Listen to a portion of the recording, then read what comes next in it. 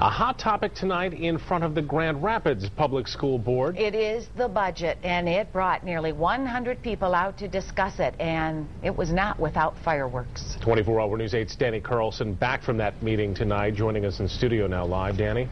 Brian, it was a meeting peppered with outbursts from the audience. One man actually was asked to be escorted out by security near the end of it for yelling out during a public comment portion, as both sides argued their points of view until the budget was eventually approved. We're voting on the budget, evidently, tonight. So, well, you asked your question tonight, too. So I think that it would be fair to bring that information to you at a later date. A charge back and forth at tonight's GRPS school board meeting, symbolic of the emotional board budget battle that's waged over more than a dozen meetings. You know, my children came home crying the day that they learned that their art teacher was leaving, and that's a loss.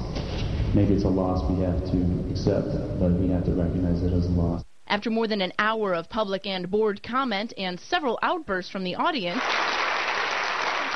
the day where we mold children to passively sit in the classroom and listen to an adult drone on must stop. By a vote of 6-3, the controversial 2010-2011 GRPS budget passed. As it's written, the budget outlines about $10 million in cuts, the elimination of 88 teaching jobs, and starting a blended learning curriculum, which combines online computer education in some subjects with more traditional teacher-student instruction.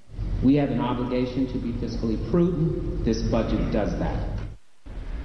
One of the questions brought up at tonight's meeting from budget opponents was that GRPS doesn't yet know final funding numbers from Lansing, and they actually may lose less money than this budget outlines. If that is the case, district officials tell 24 Hour News 8 amendments can be made to this budget, maybe even as early as next month. Brian?